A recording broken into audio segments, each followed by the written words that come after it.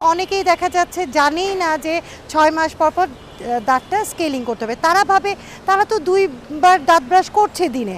তাহলে দাঁত তো ক্লিনই থাকে। তাহলে কেন তাহলে ডেন্টিস্টের কাছে যেতে হবে? কিন্তু আমাদের মুখে যে স্যালাইভা থাকে এবং আমরা যে প্রতিদিন খাবার খাচ্ছি সেই ফুড পার্টিকেল ২ টার রিঅ্যাকশনে দেখা যায় দাঁতের জিঞ্জাইভার মার্জিনে আমাদের ক্যালকুলাস জমা হয়।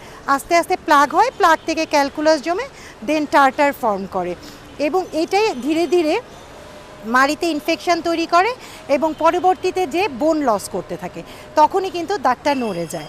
কিন্তু যদি আপনারা প্রপারলি ১ বছর পর পর দাঁতটা ক্লিন করেন তাহলে কিন্তু এই ডিজাস্টারটা আর হয় না।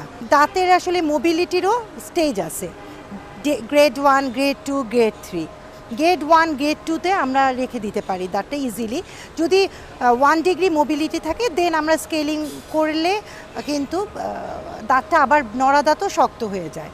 কিন্তু যদি গ্রেড 2 মোবিলিটি হয় সেক্ষেত্রে অনেক সময় দেখা যায় স্প্লিন্টিংয়ের দরকার হয়। সেক্ষেত্রে দাঁতগুলোকে আটকিয়ে রেখে দীর্ঘদিন ফলো আপে রেখে দেন আমরা দাঁতটা শক্ত করতে পারি। কিন্তু যদি 3rd ডিগ্রি মোবিলিটিতে চলে যায় তাহলে আনফর্চুনেটলি দাঁতটা ফেলে দেওয়া ছাড়া আমাদের আর কোনো উপায় থাকে না। আমাদের একটা বয়সের রেঞ্জ থাকে যে ৬ মাস থেকে বা দাঁত ওঠা শুরু হয় এবং ৬ বছর পর্যন্ত তো, এবং ৬ বছর থেকে আবার স্থায়ী দাঁত ওঠা শুরু হয়। এটা কারো আগে হতে পারে, এটা কারো পরে হতে পারে, এটা জেনেটিক ব্যাপার। এর জন্য এটা কোনো বিগ ইস্যু না। বাচ্চাদের দাঁতের যত্ন খুবই এক্সট্রা নিতে হবে। যেমন হচ্ছে যখন বাচ্চাদের একটা দাঁত ওঠে তখন থেকেই বাচ্চাদের কিন্তু ব্রাশেরও একটা ক্যাটাগরি আছে।